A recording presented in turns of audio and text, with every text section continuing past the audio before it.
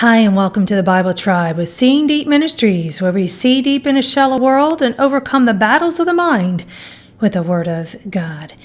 Holding a grudge hurts us more than the other person, right? Being bound up in bitterness or unforgiveness also inhibits the work of God in our lives. We're reading today from Mark chapters 11 and 12, and the verse of the day is Mark 11, verse 26. But if you do not forgive, neither will your Father, who is in heaven, forgive your offenses.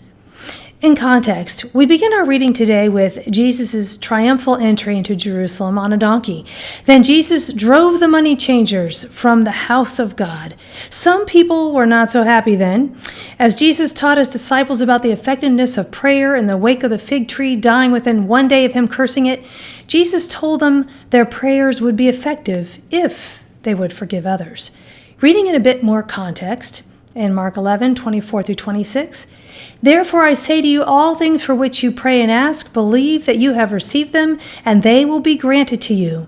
And whenever you stand praying, forgive if you have anything against anyone, so that your Father who is in heaven will also forgive you for your offenses.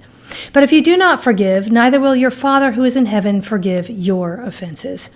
Friends, we waste so much time being offended by other people. This is a sin. Our being offended is an offense to God, and it prevents us from being used by Him. This is a high price for unforgiveness, and it is hypocritical. For at the moment we judge someone else and withhold grace, we are just as sinful and perhaps don't see our dire need for forgiveness too. I chose the keyword forgive, which is the Greek word aphiemo, which means to lay aside, put away, yield up. Why is it so hard for us to let go of a grudge that we have against others? I dare say it is because we were hurt and want to see them hurt. Yuck. Hurt people if we're not healed.